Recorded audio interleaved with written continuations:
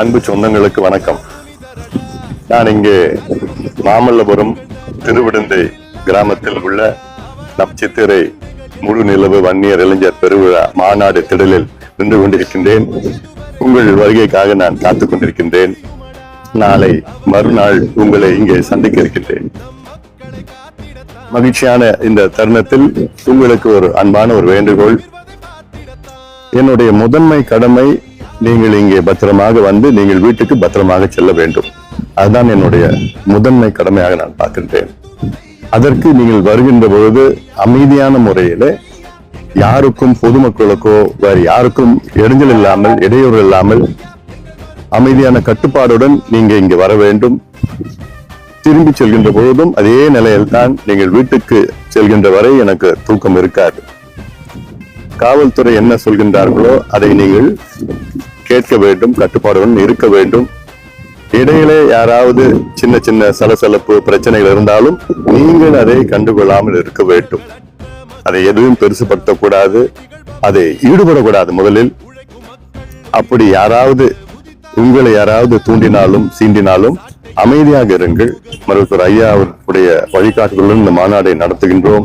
நம்முடைய நோக்கம் இந்த மாநாடு வெற்றி பெற வேண்டும். வெற்றி பெற்று தமிழ்நாட்டில் சாதிவாரி கணக்கெடுப்பு தமிழக அரசு எடுக்க வேண்டும். 69 விழுக்காடு பாதுகாக்கப்பட வேண்டும். வன்னியர்கள் உள்ளிட்ட அனைவருக்கும் அவரவர் மக்கள் தொகைக்கு ஏற்ப இடஒதுக்கீடு பெற வேண்டும். பெண்களுக்கு பாதுகாப்பு அளிக்க வேண்டும். கிரீமி லேயர் மத்திய அரசு அகற்ற வேண்டும்.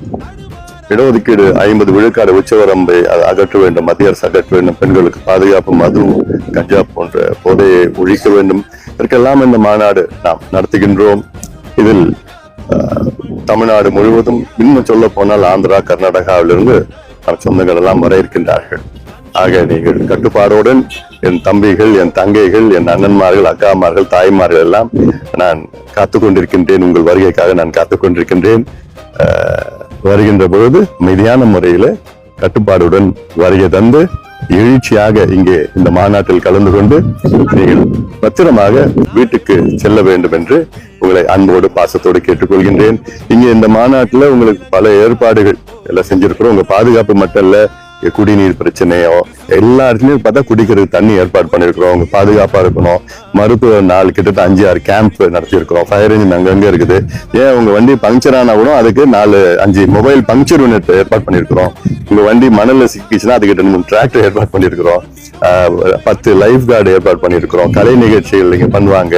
அதெல்லாமே நிறைய பண்ணிருக்கிறோம். இது மாநாடு திடல்ல, மாநாட்டுல பல வகையான வித்தியாசமான கலை நிகழ்ச்சியில நாங்க உங்களுக்கு ஏற்பாடு செஞ்சிருக்கிறோம். அதெல்லாம் நீங்க பார்த்து நீங்கள் அதெல்லாம் விழிப்புணர்வு உங்களுக்கு ஏற்படுத்த வேண்டும். அந்த நோக்கத்திற்காகத்தான் இந்த மாநாட்டை நாம் நடத்தி கொண்டிருக்கின்றோம். அதனால நீங்கள் வருகின்ற என் சொந்தங்கள் அனைவரும் அமைதியான முறையில் பத்திரமாக வந்து பத்திரமாக வீட்டுக்கு செல்ல வேண்டும் என்று உங்களை அன்போடு, பாசத்தோடு, உரிமையோடு நான் கேட்டுக்கொள்கின்றேன். நன்றி.